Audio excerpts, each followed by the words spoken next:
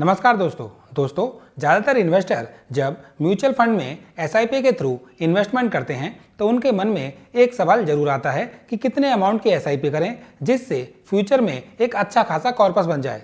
कोई कहता है 5000, कोई कहता है 10,000 और कोई कहता है बिना 20,000 एसआईपी के फ्यूचर सिक्योर नहीं होगा।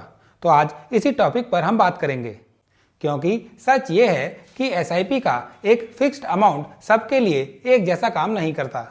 इसलिए आपको एसआईपी दूसरों से कंपेयर करके डिसाइड नहीं करनी चाहिए। दोस्तों, एसआईपी हमेशा रिलेटिव होती है।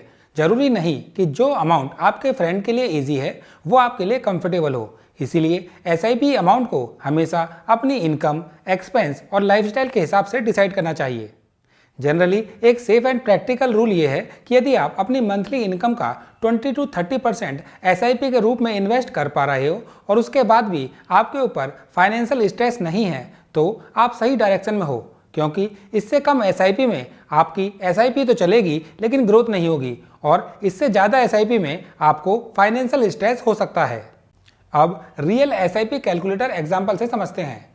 अब मान लीजिए कोई इन्वेस्टर 5000 पर मंथ एसआईपी करता है और लॉन्ग टर्म में एवरेज रिटर्न 12 to 13% के आसपास रहता है, तो 20 साल बाद ये एसआईपी लगभग 50 लाख रुपए के आसपास का कॉर्पस बना सकती है।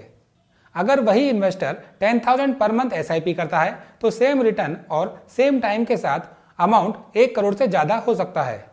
वहीं 20,000 पर मंथ एसआईपी करने पर यह फिगर 2 करोड़ के आसपास जा सकता है। यहाँ सबसे इंपॉर्टेंट बात समझनी जरूरी है, यहाँ गेम सिर्फ अमाउंट का नहीं है बल्कि कंसिस्टेंसी और टाइम का है।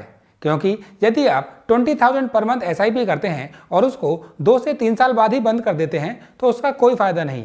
वहीं यदि आप 5,000 की एसआईपी करते हैं और उसको 15 से 20 साल तक कंटिन्यू चलाते हैं तो उसका रिजल्ट आपको सरप्राइज कर देगा। तो अब सवाल आता है कि स्मार्ट एसआईपी स्ट्रेटेजी क्या होनी चाहिए।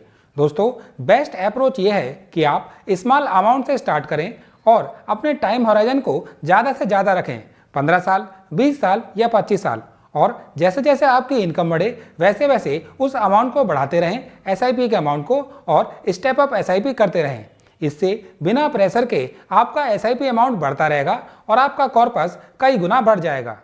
याद रखिए, बेस्ट एसआईपी अमाउंट वो नहीं होता जो सबसे बड़ा हो, बल्कि वो होता है जिसको आप बिना फाइनेंशियल स्ट्रेस के 15 से 20 साल तक चला सकें।